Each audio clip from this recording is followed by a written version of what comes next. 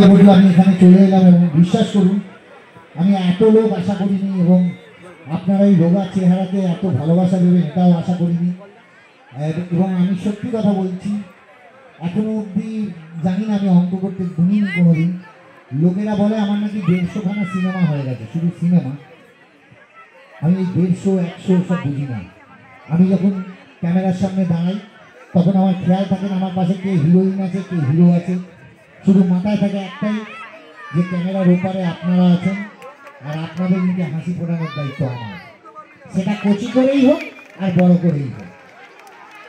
তবে আরেকজন লোক আছেন এখানে, তাকে না ডাকলেই নয়, মনে পড়ে অন্য কথা। তার নাম নাগিন্দর সিং,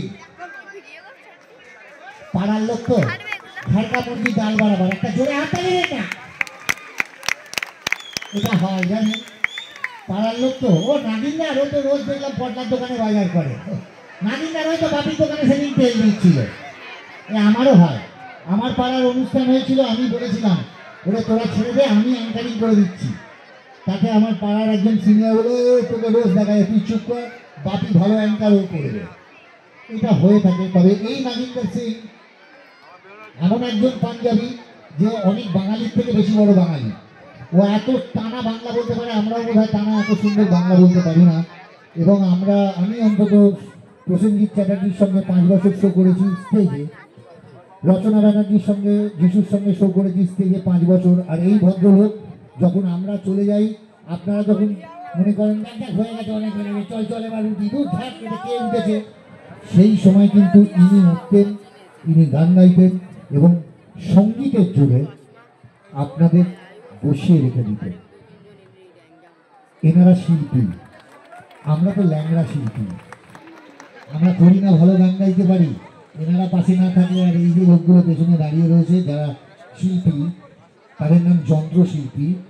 এরা আমাদের ধরে ধরে আমাদের ক্লাচ বগলে বোঝা থাকে, আমরা তো এই করে আমাদের নিয়ে যায়।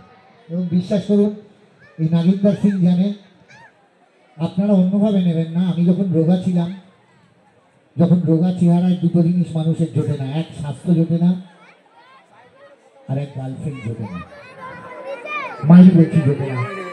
একবার জুটেছিল, আমার মনে হয় মেয়েটা চোখে কম দেখতো, নইলে আমাকে কি করে পছন্দ হলো আমি জানি না, বহু আগের কথা, এখনকার হিসেব করতে যাবেন না। সেই সময় জানেন, সে আমার প্রেমিকা, তাকে নিয়ে বেরিয়েছি, কতবার বলছি ওরে একটু হাতটা ধর না, বলে লজ্জা করে শুধু বাড়ি মাথা একদম চুপ করতো, হাতটা ধর না, হাতটা ধর না। কি মনে হলো মাউনি আমার হাতটা ধরলো, বুঝলেন? আর বুঝতেই পারছেন প্রেমিকা হাত ধরেছে, ভেতরে একটা অষ্টআশি রকমের হাঁকুপাকু হচ্ছে। আমি বললাম হ্যাঁ রে, হাত ধরে হাঁচিস কিরকম লাগছে, দাদা বলছি, বলে যাবো লজ্জা করবো, বলা কি লাগছে বল, বলে বলবো।